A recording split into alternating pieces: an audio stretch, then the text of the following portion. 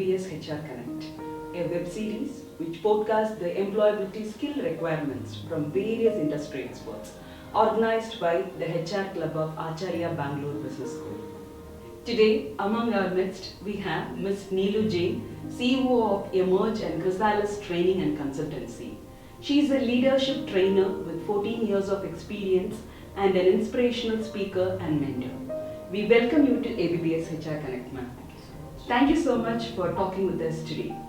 Khrysalis is a corporate training and development organization which is very strong, has its very strong presence all over the world. And we are here to ask you, what are the, based on your experiences, what are the skills that your clients expect from fresh managers? Sure. That's a very interesting question. Thank you so much for having me over. Now, let's say, for example, imagine if there was a race going on, okay? We are at a racetrack and there's a race going on, and the racer who's at the racetrack, what is it that we are expecting him to do? We want him to run the fastest that he can, right? So the skill set that he's expected to have is with regard to the work that he's going to do, that is run. Along with that, what will make him run is the passion that is there. So similarly, when organizations are looking at fresh people joining them, the most important thing, the first thing that they're looking at is the amount of passion. Do my resources have the level of passion that is required? Because they're not looking at hiring you for now. They're looking at hiring the person forever, till the time they can add value to the organization.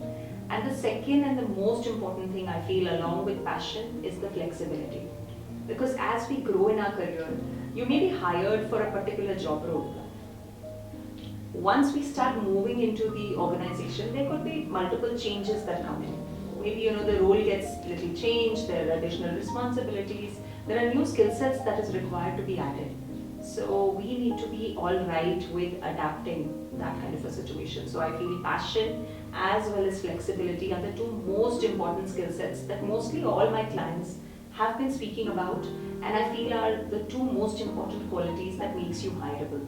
That's great to hear from you, ma'am. Thank you so much. According to you, what is VUCA leadership, and what are the skills that the leaders should have when they want to enter into VUCA world?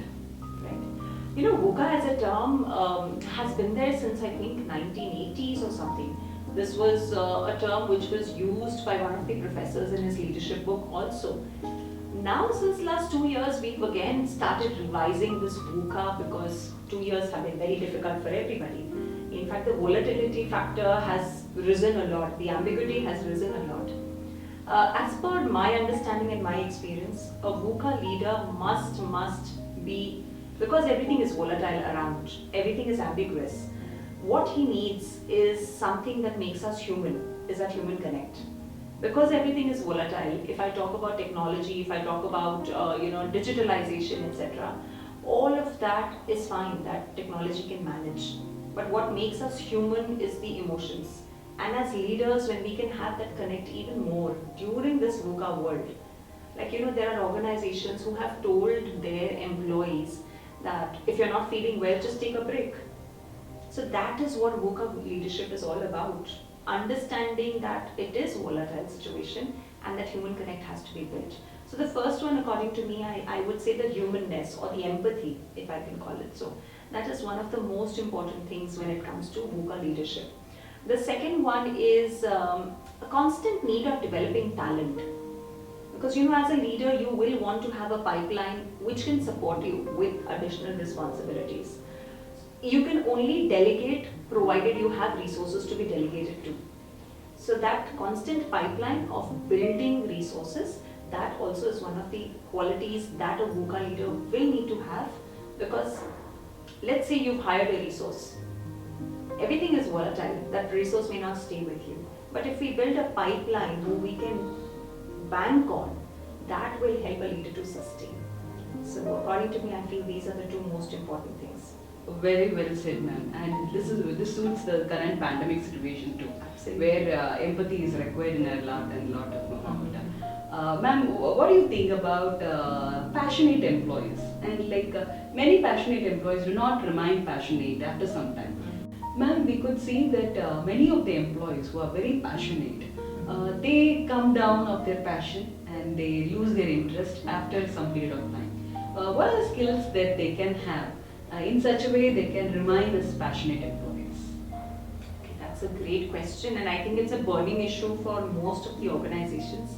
What happens is when they get hired, like you rightly said, the level of passion, the level of commitment, the level of motivation is sky high. As organizations start moving forward with these employees, some of them tend to lose the passion in their journey. I wouldn't call it passion, I would say the motivation that is required, that they somewhere lose. In fact, there was a very nice quote that I had read somewhere some years ago that said, motivation is like a shower. You need it on a regular basis. What culminates that into passion is when you dream of it, when you think of it, when you just want to live it. That is when it reaches the passion stage. Now, for somebody to completely become non-passionate about something or at an organizational level, I feel it's to do with an internal exercise that is looking at your goals again.